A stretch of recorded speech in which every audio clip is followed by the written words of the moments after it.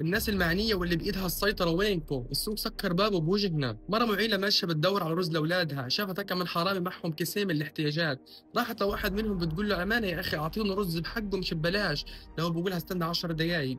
ضلت تستنى فيه، رجعت له بقولها معيش. عارف ليش؟ لأنه مش متأكد لسه من تسعيرة الرز الجديد المسروق، أو خايف يبيع عيشه ويخسر فيه، إيش سرقه منا. تخيل اليوم وصل كيلو الرز ب 90 شيكل، وبنفس اللحظة أجا معيل تاني فكر الخنزير بياع له طحين راح يرحمه، له بقول له الكيلو ب 90 شيكل. الزلمه انصدم وبلش يدعي عليه بالسرطان وبالامراض. وفي جمله استوقفتني حكاها: يلعن ابو اولادنا اللي اكلونا، يلعن ابو اولادنا اللي مش حاسين ومش عارفين كيف احنا بنجيب الشيكل. المشكله يا حرام المواطن الغلبان مش عارف كيف يوفق بين انه يطعم اولاده وبين الغلاء والاحتكار.